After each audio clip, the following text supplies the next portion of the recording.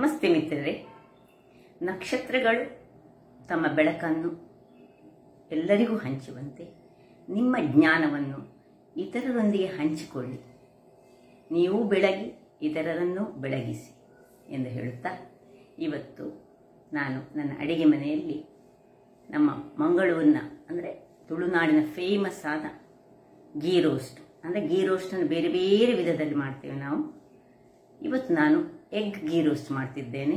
ಬಹಳ ರುಚಿಕರವಾಗಿರುತ್ತದೆ ಮತ್ತು ಇದು ನಮ್ಮ ಒಂದು ಅಥೆಂಟಿಕ್ ಡಿಶ್. ಇಲ್ಲಿದ್ದು ಮಂಗಳೂರು ತುಳುನಾಡಿನದ್ದು, ಅಂದರೆ ಉಡುಪಿಯಲ್ಲಿ ಇದನ್ನು ಸ್ಟಾರ್ಟ್ ಮಾಡಿದಂತ ಹೇಳ್ತಾರೆ, ಉಡುಪಿ ಒಂದು ಹೋಟೆಲ್ನವರು. ಹಾಗಿರುವಾಗ ಇವತ್ತು ನಾನು ಈ ಗೀ ರೋಸ್ಟನ್ನು ಹೇಗೆ ಮಾಡಿದ್ದೇನೆ ಎಂದು ನೋಡುವ ಮೊದಲು, ಯಾರೆಲ್ಲ ನನ್ನ ಚಾನಲನ್ನು ನೋಡ್ತಿದ್ದೀರಿ, ಯಾರೆಲ್ಲ ಇನ್ನೂ ಸಬ್ಸ್ಕ್ರೈಬ್ ಮಾಡಿಲ್ಲ, ದಯವಿಟ್ಟು ಸಬ್ಸ್ಕ್ರೈಬ್ ಮಾಡಿ ಸಪೋರ್ಟ್ ಮಾಡಿ ಅಂತ ಹೇಳುತ್ತಾ ಬನ್ನಿ ಅಡಿಗೆ ಮನೆಗೆ ಹೋಗೋಣ. ನಮಸ್ತೆ ಮಿತ್ರರೇ. ಇವತ್ತು ಮಂಗಳೂರು ಶೈಲಿಯ ಎಗ್ ಗೀ ರೋಸ್ಟ್ ಅಂದರೆ ಮೊಟ್ಟೆಯ ಗೀ ರೋಸ್ಟ್ ಮಾಡೋಣ. ಇಲ್ಲಿ ನೋಡಿ ಬೇಕಾಗುವ ಸಾಮಗ್ರಿಗಳು. ನಾನು 3 ಮೊಟ್ಟೆಯನ್ನು ಮಾಡ್ತಿದ್ದೇನೆ. 3 ಮೊಟ್ಟೆಗೆ ಒಂದು ಅರ್ಧ ಚಮಚದಷ್ಟು ನಮಗೆ ಮೆಣಸಿನ ಪುಡಿ ಬೇಕು ಮತ್ತು ಒಂದು ಅರ್ಧ ಚಮಚದಷ್ಟು ಹಳದಿ ಪುಡಿ ಬೇಕು. ಆಮೇಲೆ ಸಾಮಗ್ರಿಗಳು, ಇಲ್ಲಿ ಬ್ಯಾಡಿಗೆ ಮೆಣಸು ಒಂದು 4 ತೆಗೆದುಕೊಂಡಿದೆ. ನಾನು 3 ಎಗ್ ಮಾಡೋದ್ರಿಂದಾಗಿ 4 ಬ್ಯಾಡಿಗೆ ಮೆಣಸು, 1 ಚಮಚದಷ್ಟು ಕರಿ ಮೆಣಸು, ಒಂದು ಅರ್ಧ ಚಮಚದಷ್ಟು ಜೀರಿಗೆ, 1 ಚಮಚದಷ್ಟು ಕೊತ್ತಂಬರಿ ಬೀಜ, 5-6 ಈ ಗಾರ್ಲಿಕ್ ಪಾಟ್ಸ್, ಮತ್ತೆ ಒಂದು ಅರ್ಧ ಇಂಚಿನಷ್ಟು, ಅರ್ಧ ಬೇಡ 1/4 ಇಂಚಿನಷ್ಟು ನಮಗೆ ಶುಂಠಿಯನ್ನು ಜಜ್ಜಿಟ್ಟುಕೊಂಡಿದ್ದೇನೆ ನಾನು. ಒಂದು ಸಣ್ಣ ತುಂಡು ಹುಳಿ, ಇಲ್ಲಿ ಸಣ್ಣದು ಸಾಕು, ದೊಡ್ಡದು ಬೇಡ. ಒಂದೇ ಒಂದು ಟೊಮ್ಯಾಟೊ, ಒಂದು ದೊಡ್ಡ ನೀರುಳ್ಳಿ, ಉಪ್ಪು. ಈಗ ಮೊದಲಿಗೆ ನಾವು ಈ ಮೊಟ್ಟೆಗಳನ್ನು ನಾವು ನೀರಿನಲ್ಲಿ ಹಾಕಿ ಬೇಯಿಸಿಕೊಳ್ಳೋಣ.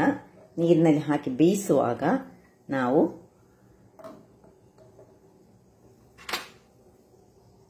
ಸ್ವಲ್ಪ ಉಪ್ಪನ್ನು ಇದಕ್ಕೆ ಹಾಕೊಳ್ಳೋಣ. ಈಗ ಗ್ಯಾಸನ್ನು ಆನ್ ಮಾಡ್ಕೊಳ್ತಿದ್ದೇನೆ ನಾನು.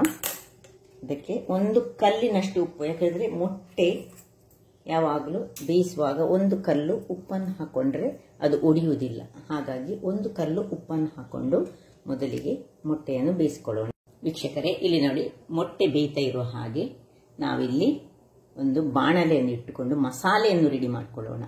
ಮಸಾಲೆಗೆ ಮೊದಲಿಗೆ ನಾನು 1 ಸ್ಪೂನ್ನಷ್ಟು ಎಣ್ಣೆಯನ್ನು ಹಾಕೊಂಡು ಮಸಾಲೆಯನ್ನು ಹುರಿತೇನೆ, ಅಥವಾ ನೀವು ಡ್ರೈ ರೋಸ್ಟಲ್ಲಿ ಸಹ ಇದನ್ನು ಹುರಿಬಹುದು, ಒಂದು ಎಣ್ಣೆ ಹಾಕೊಳ್ಬಹುದು. ಈಗ ನಾನು ಸೀದಾ ಮೊದಲಿಗೆ ಸ್ವಲ್ಪ ನನ್ನ ಕಡಾಯಿಯಲ್ಲಿ ಆಲ್ರೆಡಿ ಸ್ವಲ್ಪ ಆಯಿಲ್ ಉಂಟು, ಅದಕ್ಕೆ ನಾನು ಹೆಚ್ಚು ಆಯಿಲ್ ಹಾಕೋದಿಲ್ಲ, ಸ್ವಲ್ಪ ಆಯಿಲಲ್ಲಿ ನೀವು ಹುರಿಬಹುದು.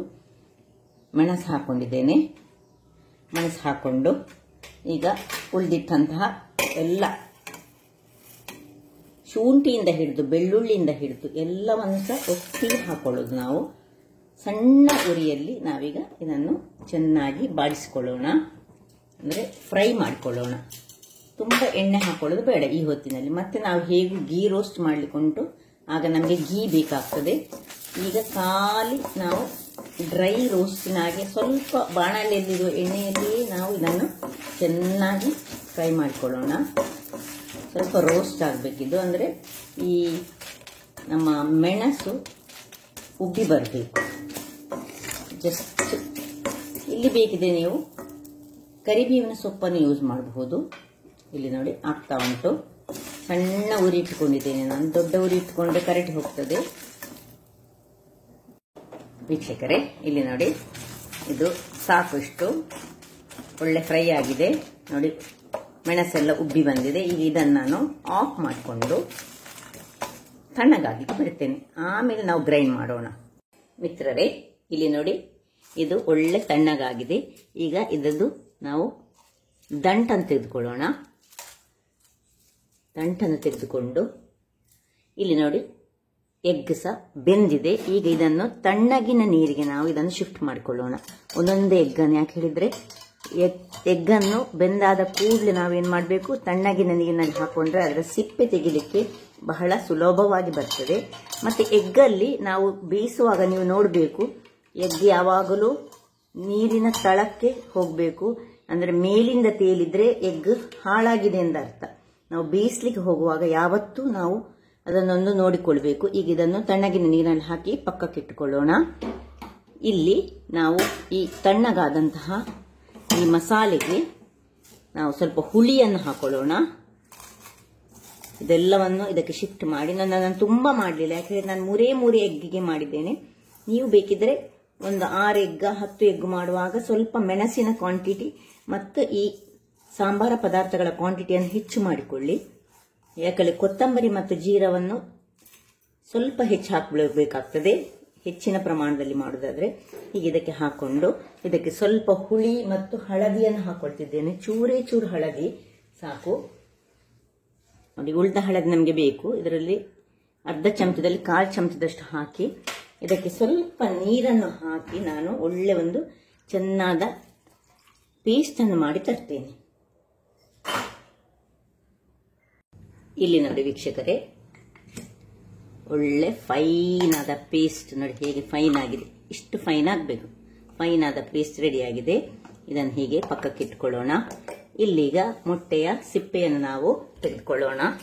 ನೋಡಿ ಏನು ಚೆನ್ನಾಗಿ ಬರ್ತದೆ. ಯಾವಾಗ ನಾವು ನೀರಿನಲ್ಲಿ ಹಾಕಿ ಇಟ್ಕೊಳ್ತೇವೆ, ಬಿಸಿ ನೀರಿನಿಂದ ಅಂದ್ರೆ ಬೇಯುವ ನೀರಿಂದ ತೆಗೆದು ನೀರಿಗೆ ಹಾಕಿಟ್ರೆ ಇದು ಚೆನ್ನಾಗಿ ಸಿಪ್ಪೆ ಬಹಳ ಚೆನ್ನಾಗಿ ಬರ್ತದೆ. ಈಗ ಒಂದೊಂದೇ ಸಿಪ್ಪೆಯನ್ನು ನಾನು ತೆಗೆದುಕೊಂಡು ಇಟ್ಕೊಳ್ತೇನೆ. ಮೊಟ್ಟೆ ರೆಡಿ ಆಯಿತು. ಈಗ ಇದಕ್ಕೊಂದೊಂದು ದೂರದಲ್ಲಿ ಕಟ್ಸ್ ಅನ್ನು ಹಾಕೊಳ್ಳೋಣ ವೀಕ್ಷಕರೇ. ಹೀಗೆ ಎಲ್ಲದಕ್ಕೆ ಸಹ ಒಂದು ಕಟ್ಸ್ ಅನ್ನು ಹಾಕಿ, ಇನ್ನು ಏನಿಲ್ಲ, ಈ ಒಂದು ಗೀ ರೋಸ್ಟ್, ಮೊಟ್ಟೆ ಗೀ ರೋಸ್ಟ್ ಬಹಳ ಬೇಗನೆ ಮಾಡುವಂತಹ ಪಟ ಆಗ್ತದೆ ನಮಗೆ. ಅದರಿಂದಾಗಿ ಈಗ ಕ್ವಿಕ್ಕಾಗಿ ನಾವು ಮಾಡ್ಕೊಳ್ಳೋಣ ವೀಕ್ಷಕರೇ. ಇಲ್ಲೀಗ ಒಂದು ಬಣಾಲೆಯನ್ನು ನಾನು ಇಟ್ಟುಕೊಂಡಿದ್ದೇನೆ. ಇದರಲ್ಲಿ ಗ್ಯಾಸನ್ನು ಉರಿಸಿಕೊಂಡು 1 ಸ್ಪೂನಿನಷ್ಟು ತುಪ್ಪವನ್ನು ಹಾಕೊಳ್ತಿದ್ದೇನೆ. ಆ ತುಪ್ಪಕ್ಕೆ ಸ್ವಲ್ಪ ಸಣ್ಣ ಉರಿಯಲ್ಲಿ ಸ್ವಲ್ಪ ಮೆಣಸಿನ ಪುಡಿ, ಸ್ವಲ್ಪ ಇದನ್ನು ಹಾಕೊಂಡು ಮೊಟ್ಟೆಯನ್ನು ಹಾಕೊಂಡು ಇದರಲ್ಲಿ ತೆಗೆದುಕೊಳ್ಳೋಣ. ತುಪ್ಪ ಹಾಗೂ ಮೆಣಸಿನ ಪುಡಿಯಲ್ಲಿ ಇದು ಚೂರು ಹೊತ್ತು ಮಿಕ್ಸ್ ಆಗಲಿ. ಅಲ್ಲಿಗೆ ಅದಕ್ಕೆ ಸ್ವಲ್ಪ ನಾವು ಉಪ್ಪಿನ ಹುಡಿಯನ್ನು ಹಾಕೊಳ್ಳೋಣ.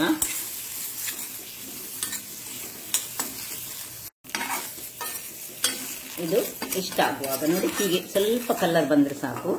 ಇದನ್ನು ತೆಗೆದುಕೊಳ್ಳೋಣ. ಒಂದು ಪಾತ್ರೆಗೆ ತೆಗೆದುಕೊಂಡು ಸೈಡಲ್ಲಿ ಇಟ್ಕೊಳ್ಳೋಣ. ಈಗ ಇದೇ ಪಾತ್ರೆಗೆ ನಾವು 2 ಸ್ಪೂನ್ನಷ್ಟು ತುಪ್ಪವನ್ನು ಹಾಕೊಳ್ಳೋಣ. ತುಪ್ಪವನ್ನು ಹಾಕೊಂಡು ನೀರುಳ್ಳಿಯನ್ನು, ತುಂಬ ನೀರುಳ್ಳಿ ಇದ್ದರೆ ಬಹಳ ಚೆನ್ನಾಗಿ ಆಗ್ತದೆ. ನಾನು ದೊಡ್ಡ ಒಂದು ನೀರುಳ್ಳಿಯನ್ನು ತೆಗೆದುಕೊಂಡಿದ್ದೇನೆ. ನಿಮಗೆ ತುಂಬ ಗ್ರೇವಿ ಬರಬೇಕಾದ್ರೆ ಸ್ವಲ್ಪ ದೊಡ್ಡ ನೀರುಳ್ಳಿ ಬೇಕಾಗ್ತದೆ. ಇದು ಒಳ್ಳೆ ಇದರಲ್ಲಿ ಚೆನ್ನಾಗಿ ಕಾಯ್ಕೊಳ್ಬೇಕು. ಈ ಹೊತ್ತಿನಲ್ಲಿ ಕರಿಬೇವಿನ ಸೊಪ್ಪು ಬೇಕಿದ್ರೆ ಹಾಕೊಳ್ಬೋದು, ಇದು ಆಪ್ಷನಲ್. ಬೇಕಿದ್ರೆ ಒಂದು ಸ್ವಲ್ಪ ಕರಿಬೇವಿನ ಸೊಪ್ಪನ್ನು ಫ್ಲೇವರಿಗೆ ಹಾಕೊಳ್ಳಿ, ಮತ್ತೆ ಆರೋಗ್ಯಕ್ಕೆ ಸಹ ಉತ್ತಮ. ಅದರಿಂದಾಗಿ ಇವೆರಡನ್ನು ಹಾಕೊಂಡು ಸ್ವಲ್ಪ ಉಳಿದಿದೆ. ಇನ್ನು ಟೊಮ್ಯಾಟೊವನ್ನು ನಾವು ಇದರೊಟ್ಟಿಗೆ ಹಾಕೊಳ್ಳೋಣ. ಇದು ಸ್ವಲ್ಪ ಬಾಡುವಾಗ ನೋಡಿ ಹೀಗೆ ಕಲರ್ ಚೇಂಜ್ ಆಗುವಾಗ ಇನ್ನು ಸ್ವಲ್ಪ ಟೊಮ್ಯಾಟೊ ಹಾಕೊಳ್ಳೋಣ.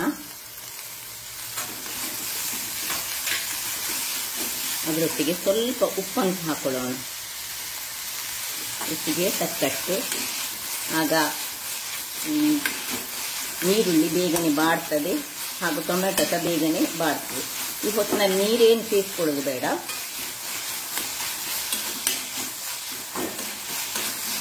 ಸ್ವಲ್ಪ ಬಾಡಿದ ಮೇಲೆ ನಾನು ನಿಮಗೆ ಹೇಳ್ತೇನೆ ಏನು ಮಾಡಬೇಕು ಹೇಳಿ.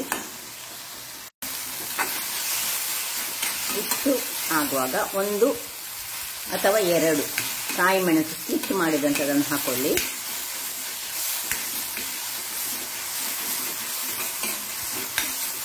ಇನ್ನು ಸ್ವಲ್ಪವೇ ಸ್ವಲ್ಪ ನೀರನ್ನು ಹಾಕೊಂಡು ಈ ಟೊಮ್ಯಾಟೊ ಮತ್ತು ನೀರುಳ್ಳಿ ಚೆನ್ನಾಗಿ ಬೇಯುವ ಹಾಗೆ ಮಾಡ್ಕೊಳ್ಳೋದು. ಸ್ವಲ್ಪ ನೀರು ಸ್ವಲ್ಪ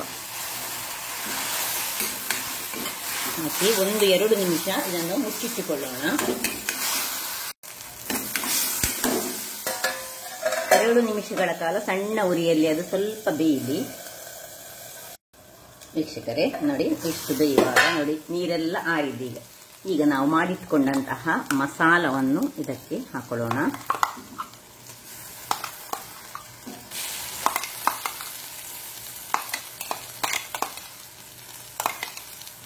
ಮಸಾಲೆಯನ್ನು ಹಾಕಿ ನಾವು ಅದಕ್ಕೆ 2 ಚಮಚದಷ್ಟು ತುಪ್ಪವನ್ನು ಹಾಕೊಳ್ಳೋಣ. ಸೈಡ್ಸ್ನಿಂದ ಹೀಗೆ ತುಪ್ಪವನ್ನು ಹಾಕೊಂಡು ಇದನ್ನು ಚೆನ್ನಾಗಿ ಹೀಗೆ, ಈಗ ಉರಿ ಸ್ವಲ್ಪ ದೊಡ್ಡದಿರಲಿ ವೀಕ್ಷಕರೇ.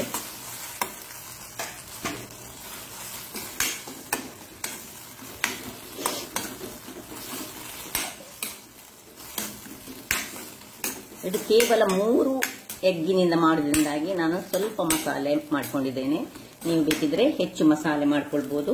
ಇದಕ್ಕೆ ಬೇಕಿದ್ರೆ ನೀವು ಈ ಮಿಕ್ಸಿ ತೊಳೆದ ನೀರನ್ನು ಸಹ ಇದರಲ್ಲಿ ಚೆನ್ನಾಗಿ ಹಾಕೊಂಡು ಇನ್ನು ಸಹ ಇದನ್ನು ಸ್ವಲ್ಪ ನೀರು ಮಾಡಿಕೊಂಡು ಪುನಃ ಆರಿಸಿಕೊಳ್ಬಹುದು.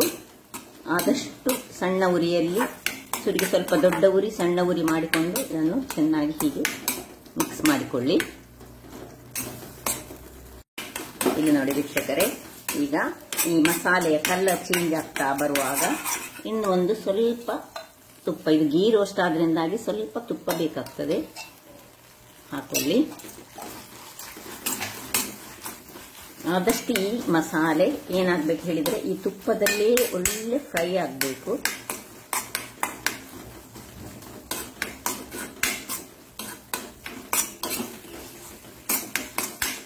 ಇನ್ನು ನಾವು ನೋಡಿ ಹೇಗೆ ಫ್ರೈ ಮಾಡಿಟ್ಕೊಂಡಿದ್ದೇವಲ್ಲ, ಈ ಒಂದು ಎಗ್ ಅನ್ನು ಇದರಲ್ಲಿ ನಿಧಾನಕ್ಕೆ ಹಾಕೊಳ್ಳೋಣ. ಹಾಕೊಂಡು ಮಿಕ್ಸ್ ಮಾಡಿಕೊಳ್ಳೋಣ.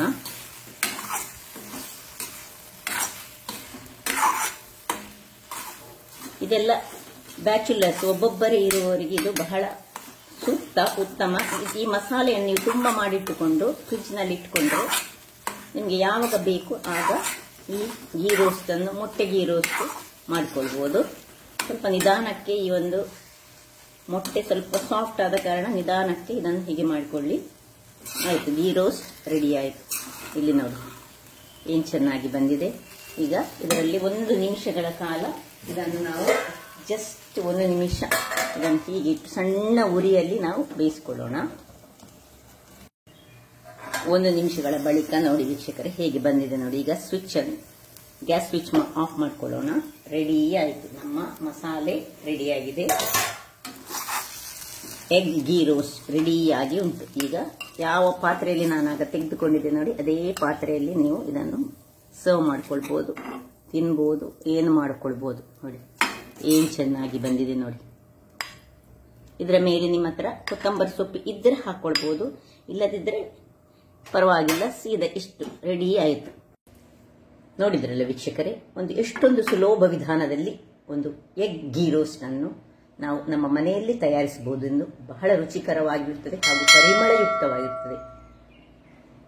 ಈ ರೀತಿಯಲ್ಲಿ ನಿಮಗೆ ಸ್ವಲ್ಪ ಡ್ರೈ ಆಗಿ ಈ ಗೀ ರೋಸ್ಟ್ ಬೇಡದಿದ್ರೆ ನೀವು ಫ್ರೈ ಮಾಡುವಾಗಲೇ ಸ್ವಲ್ಪ ನೀರನ್ನು ಹೆಚ್ಚಾಗಿ ಯೂಸ್ ಮಾಡಿ ಅದನ್ನು ಸ್ವಲ್ಪ ನೀರಿನ ಟೈಪಲ್ಲಿ ಸಹ ಮಾಡಿಕೊಳ್ಬಹುದು.